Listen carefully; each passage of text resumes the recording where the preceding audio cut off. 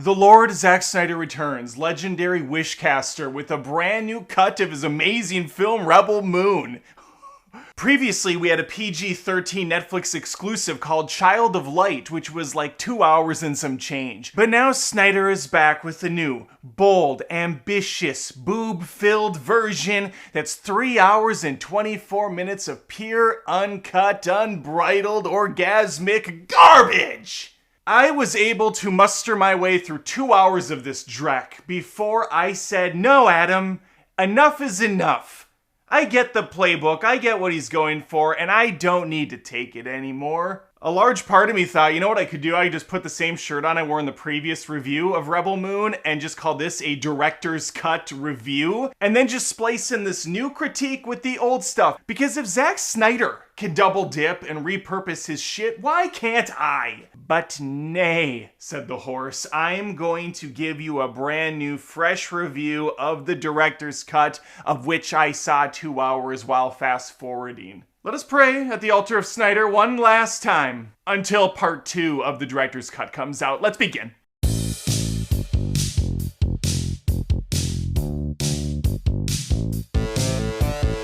Before I talk about this movie, I want to point out there's going to be spoilers.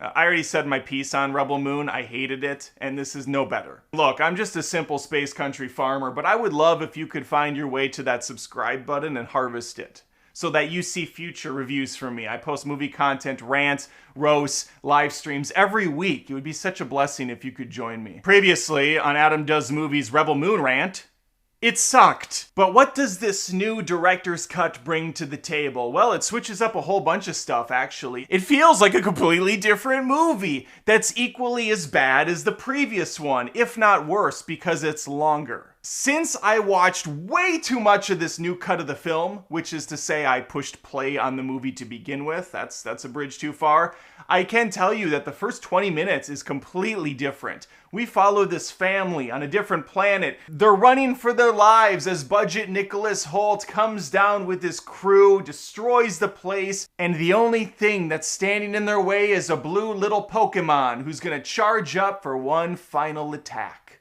Alas! The little shit died in vain, because even though his explosion was impressive, the damage was minuscule. And it really accomplished nothing at all. The dude died for no reason. He won't be remembered. There will be no songs about him. He played himself. And what's to follow is even worse. Had the little creature blown up the family, it probably would have been a better outcome than what we got. After this explosion, we have a very dramatic scene play out, where a son is forced to kill his own dad in front of his mother and sister with a club. And as he's bashing down on his dad's head like a cartoon caveman, I couldn't help but notice the comical amounts of blood that are flying up from the bottom of the screen. This guy had more blood in his left ear than I have in my entire body. If the drama's not working for you, don't worry, Snyder's got you covered. There's plenty of things to keep your attention. Every single frame of this movie has about 18,000 little embers flying this way and that, hither and thither. The After Effects team went all in. They had a brand new VFX motion packet and they used it to its full potential. Short for potential. What Master Snyder is doing with this scene is he's telling audiences what to expect. This is a darker, grittier, more violent film, and yes, there's nudity. There were some women out in the courtyard, stripped down to nothing, brandished naked in front of all to see. This is a hard R-rated movie with fake blood, fake action, fake backgrounds, fake emotion, and enough VFX exploded onto the screen to make even you look away from your round of Fortnite back to your computer to see what the hell's going on in this thing. After a riveting 18 hours, or however long that lasted for, we're back in a familiar, comfortable place. Planet Farm, with Cora and her strong, manly men who look like they all shop at Grunt Style. We see Cora wiping the sweat off the brow as her space horse and her tend to the fields. She heads back to the shack where she has to tend to a huge, large vegetable of the eggplant variety, if you catch my drift.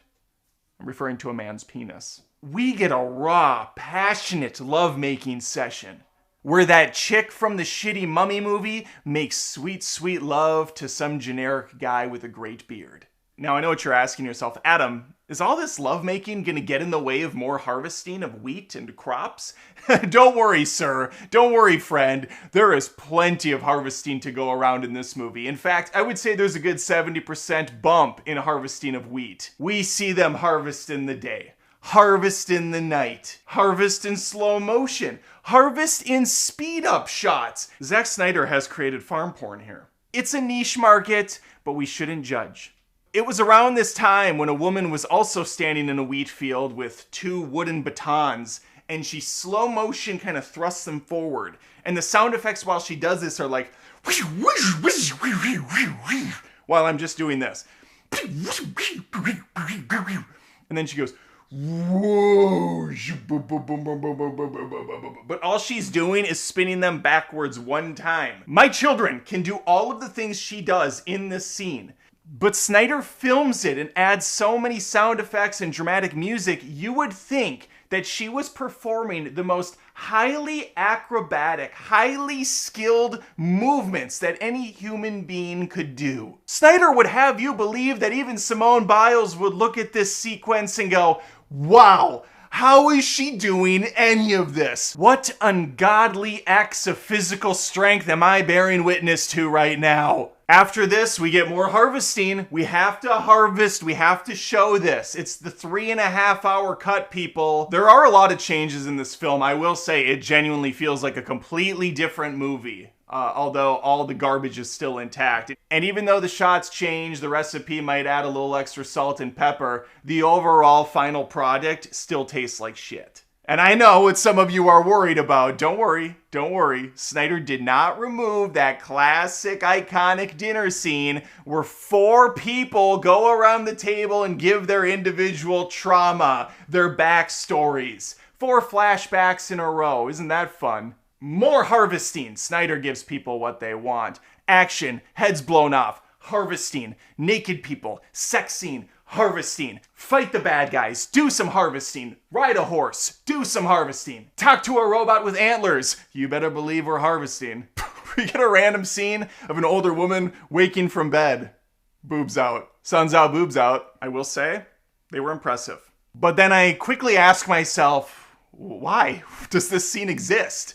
Snyder wrote this into the script at some point. He said, all right, we're going to start the next morning where an older woman wakes up and her boobs are out. She sleeps naked. This is important because reasons. And then right after she wakes up, we cut to something else. This is the entire scene. In a bedroom, woman wakes up next to a younger man. Tits out. Finn. Truly a master of his craft.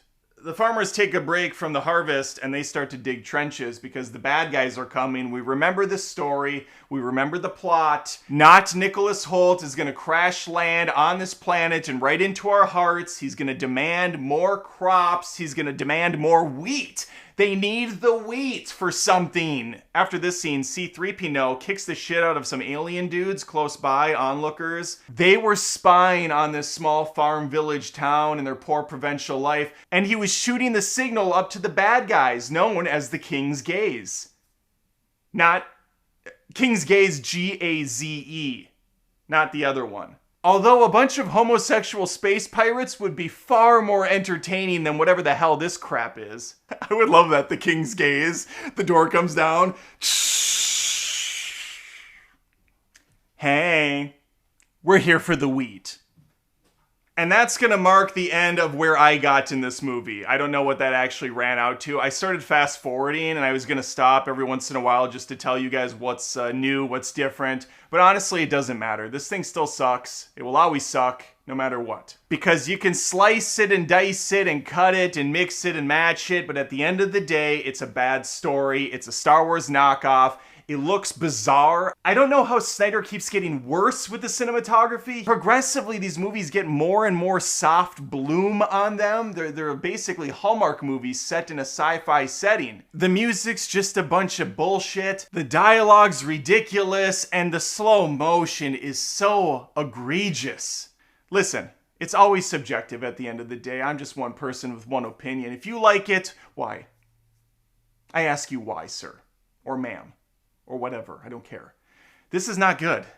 That's the bottom line. And we got more of this to come. There's at least another director's cut. I think he's making more of these shitty things after the second one. I think there's like 3 or 4 or 5 coming out. But now I have to hear from you. Tell me why I'm wrong. Tell me why Rebel Moon, the director's cut, part 1, The Child of Garbage, is worth it. And definitely worth taking up 3.5 hours of our life on Earth, our precious life on Earth, after already wasting a couple hours watching the previous one. And then the other one, the sequel. I've wasted too much time on this. Even talking about it right now, I've gotten older. I'm missing my children grow up because they're not going to watch this crap with me. I've already failed at life. It's too late for me. I've made my bed, and now I lie in it. I'm here with Snyder. I'm here with all these other hacks making these trash movies, and I'm implanted. But it's not too late for you. Run. Run away from these terrible Netflix exclusives. Find good movies. They're out there. I've talked about them. Go back to the classics. Or just watch anything but whatever Netflix puts out, because it's always bad now. They don't care. They don't care. Zack Snyder came out recently, said he's going to slow down, he's going to make a smaller movie. Good. And maybe don't write it, because the guy can direct. I know he has it in himself somewhere, but he lost his way. And we got to bring him back. We have to find Snyder and bring him back again. All right, after the mental breakdown, I want to just say thanks for watching the video. If you haven't, please subscribe to the channel. I do this stuff all the time. Clearly, I've lost any sort of self-respect I had, and I'm just talking about Rebel Moon and other bad Netflix exclusives and movies in general. Let me know your thoughts. Please like the video. I would love it if you became a patron at patreon.com/AdamDoesMovies, or you could be a YouTube Join member, although there's way more perks over at Patreon. A lot of good exclusives, 300 of them as a matter of fact, and counting. I do also have a second channel, Adam Does Rants. It's very funny. I'm complaining up a storm about the stupidest things in life, like getting a cardboard straw when you just cannot bother to drink out of it, or listening to their stupid TikTok feed with no headphones in. It's all light and breezy, and I would love to have you there as well. All right, hopefully I see you next time.